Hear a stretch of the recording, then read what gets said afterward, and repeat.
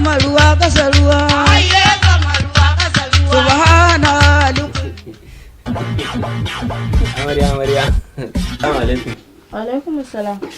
Amarya wallahi kin cika bacci. Allah sarki kai amarya ya gida. Lafiya. Wallahi na da daga kiwo ne yanzu haka. Wallahi tinki ana da wallahi ta ci dawa a gonar malam Bala wallahi. Har kawai. Allah ya gida. Har da dawo ne shine na biya makaranta na je gurin malam. Wallahi in kika ji karatun da malam yi ko ke sai kin so shi. Me ya ce ma? Wallahi malam ya ce duk wanda ya sa da matarsa so ɗaya tamka ya kashe anna 70 nan. What? Aradu. To shikenan bar damuwa. Ni ma dama ina son haka ai. War gida.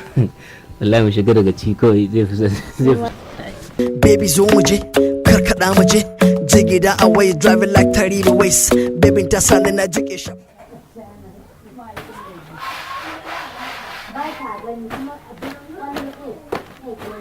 Assalamu alaikum. Wa alaikum salam. Ka bani tsoro. Na aiki ne. Ai wannan aikin. Mu shiga daga ciki. Anna 70. Anna 70. Ba matsala. That's the word. Man, means no problem. So let's keep rocking. Alright. Let's go. To all my fellas in the house, let me hear you say ba matsala. Yeah. To all my ladies in the house, let me hear you say ba matsala. That's right. Mai gida. Lafiya kake bacci rana yau? Lafiya lau. Mai gida, ya labara auna 70 din. Anna 70 to. Mu shiga daga ciki to. To shikenan. To mu je.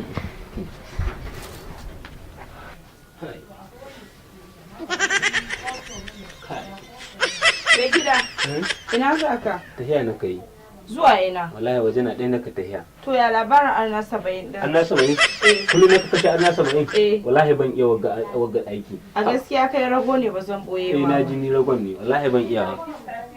Kawai Anna 70 kullum na kashe shi lubawa a sarki yake manzon Allah. Sayyidina Ali. To wallahi ko shi ya koma ga Allah bai gama kafiran ga wallahi ban iya ba.